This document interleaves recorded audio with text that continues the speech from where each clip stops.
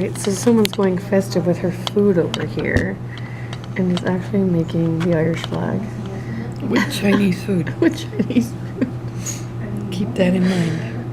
And then if we get the pile of green over here with the orange Fanta, she's actually building the Irish flag. I've got all my greens represented. Oh, wait a minute. I actually do have some white. Oh, there you go. The white. What about the onions? White onions. There you go, guys. See, you're never told to play with your food. What are you doing? I'm making the Irish flag with Chinese food. Yeah. Oh, that's brilliant.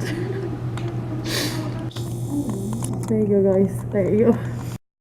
Goes without saying he was a coward. I was saying, so there's this local guy, and he's a big coward. He won't do anything, unless you pay him well or, dare him. His name's Guy de Pollo. And if you speak any kind of languages, you know what that is. He's French. He's French Spaniard. Yeah. He's a French Spaniard. Yeah. Named Guy de Pollo. Oi. Oh, and just to update you guys, we have officially now seen a squirrel. It was just right over there. So now we've seen a deer and a squirrel. I can see those any freaking where. But, oh. In fact, you can hear one cussing me out right now. Somewhere over here. But anyway, before we entered the park, as we were pulling, she goes, oh my gosh, they have red honeysuckle over here. So now we're gonna go check that out. We pulled up and it's like, oh wait, we still gotta get lunch. Didn't realize how close we were.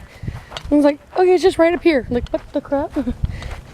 And so we went back into town and got some lunch, and now we're heading to Roanoke Island Festival Park, where the local Indian village,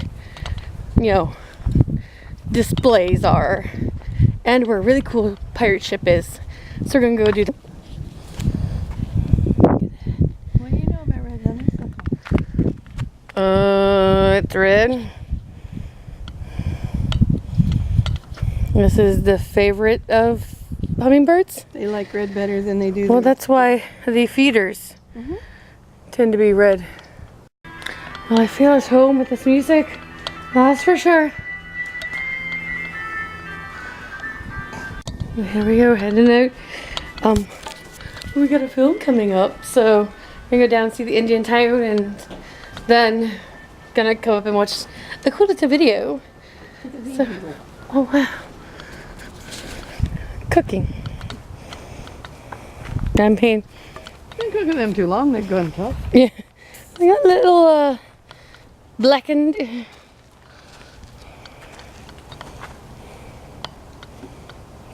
Oh my god. You drank some corn? No, I'm good. Been there, done that. I did this so like at Lincoln. Oh, here we have Chief's house.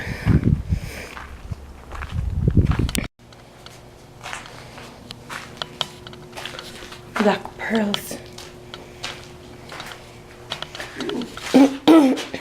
Wow. Shake different rattles and zip. Yeah, these have been busted out so bad. There is no more shake to these rattles. That's a little sad.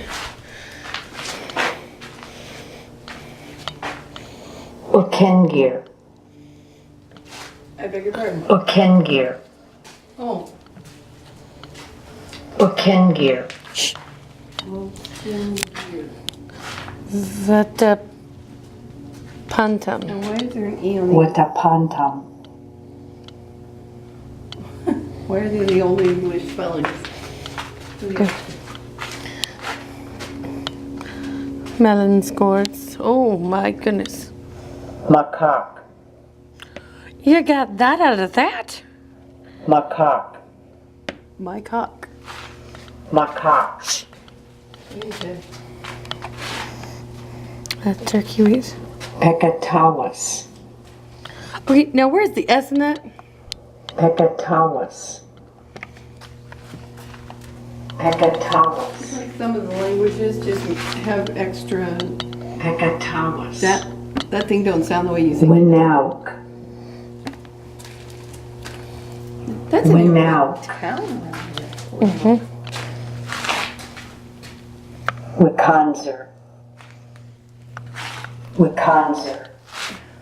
It's not won't shut anymore.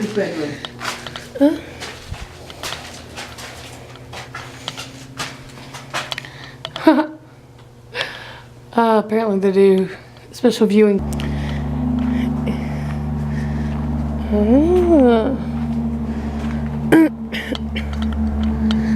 Now see, you get a big difference. So small compared.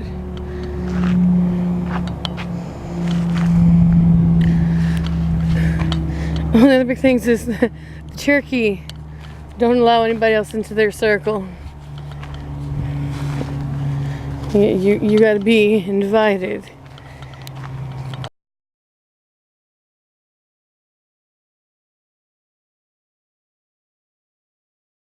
Roanoke, it is said that corn was not owned by all the people at first. Those who lived in the direction of the summerland owned the corn and did not share it. Kaka, the great crow, saw this and decided it was not right. So Kaka stole the corn from the South people.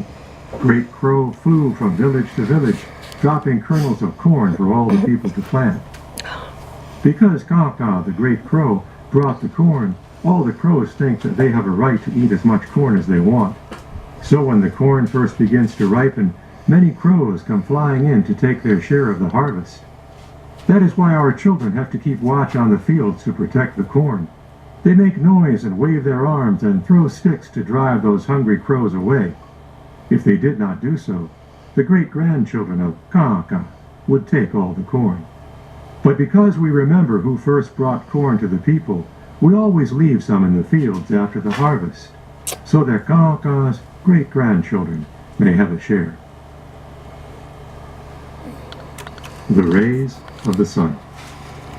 Long ago, the people forgot to greet Kakawes, the sun. Instead of looking up to the sun and giving thanks, they complained that the sun hurt their eyes. So, one day, Sun decided to no longer look down upon their land. The day of the moon ended, but Sun stayed beyond the edge of the world. When the people woke that morning, there was no light. They became afraid of the darkness and cried for help. Great Hare heard their cries. He went to Sun and begged him to return. "The people do not welcome me," Sun said. "I will stay here." Great Hare turned to Spider for help.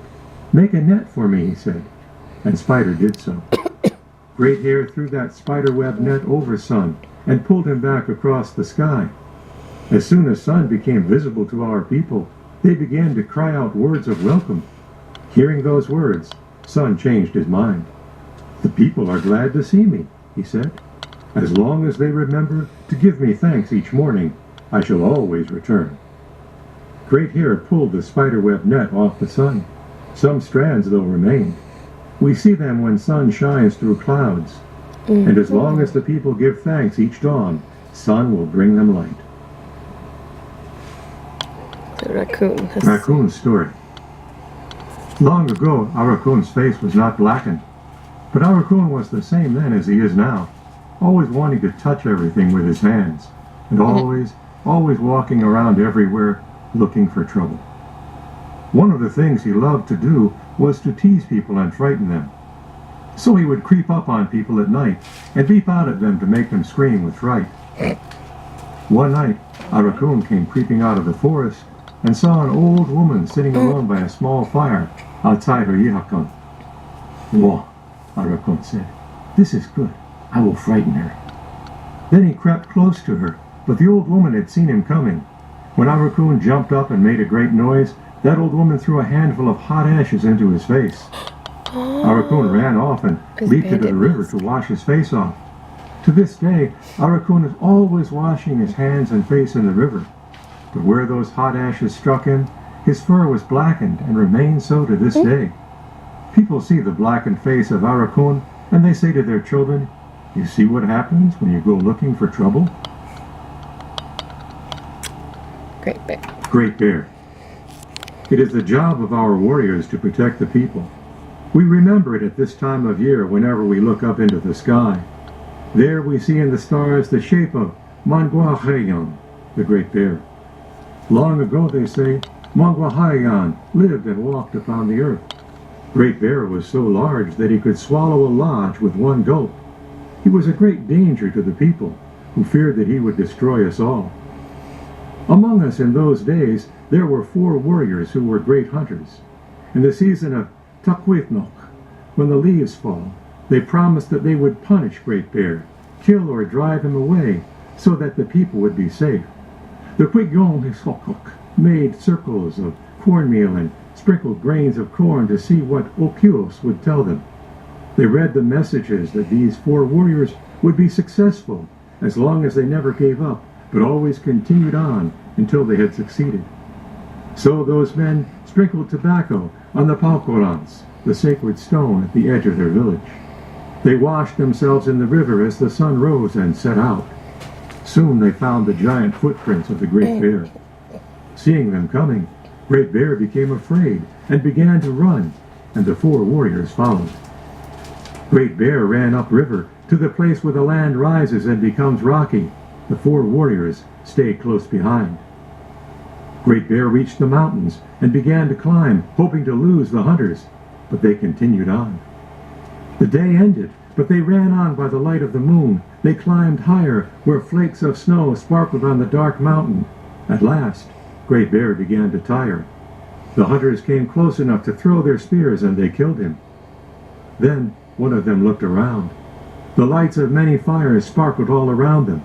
They had chased Great Bear all the way up into the skyland, among the stars. "Look!" one of the hunters shouted. "Manguahayan is alive again!" They turned and saw that Great Bear had risen to his feet and was running. The 4 hunters took up the pursuit once more. To this day, if you look up into the night sky, you will see them. At Takwitok, they strike Great Bear with their spears. He falls on his back, and his blood colors the leaves. But every year he rises again and runs, and, faithful to their promise, the 4 warriors follow. This one then head up. Great Deer. After Great Hare drove the 4 wind giants away, he made the waters, and in those waters placed the fish. Thus there would be food in the waters for the people. Great Hare made the plants of the earth, and on the earth he placed a great deer. Great Deer fed upon those plants as Great Hare intended. The 4 wind giants were still angry, because Great Hare had not allowed them to eat the first people. Now what Great Hare had made caused them to be even more jealous. So those 4 wind giants came flying from their homes in the 4 directions. They made spears from sharp poles. They hunted the great deer and killed it with their spears. They cut it into pieces and ate it, leaving only the hairs of that deer scattered upon the ground. Then the 4 winds once more went away. Great Hare saw what the 4 wind giants had done. He gathered up the hairs of the great deer. Then Great Hare began to chant and sing. As he sang and chanted, he scattered the hairs of great deer on the earth. Each hair, when it struck the earth, turned into a deer and ran away into the forest. So it is that there are many deer to this day.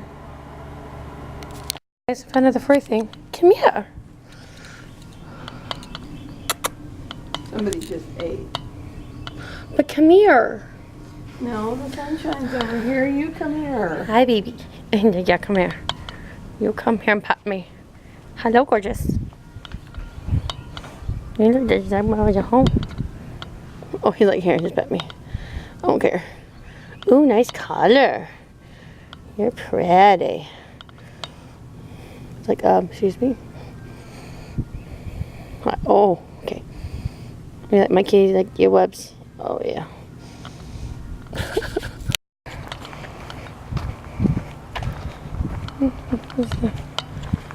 Early settlement shit that way. The English. Elizabeth II. Oh. guess I've never mentioned this enough, guys. I'm not a huge fan of bridges. Jeff, suspended, wood, bow. Just don't do bridges. Haha. If you got me joking that, yeah. Yeah, Nash bridges. Wow. Cassandra was? Evelyn was? Yeah, Evelyn. Oh, it wasn't this nice. Oh, yeah, Cassandra kind of hit herself in one of these a little bit. That's crazy. Yeah. Wow. And then behind that is the captain's quarters, the only one to get his own space. Hey, that looks like my hat. No joke. That's in the car right now. Really? That's awesome. So the captain was Irish, eh? Of course. Oh. See, it's the sound of, you know, the shifting is just a little unnerving. I'd have to be like, I need a compass on hand at all You times. should have a compass on hand, you big silly. That's cool.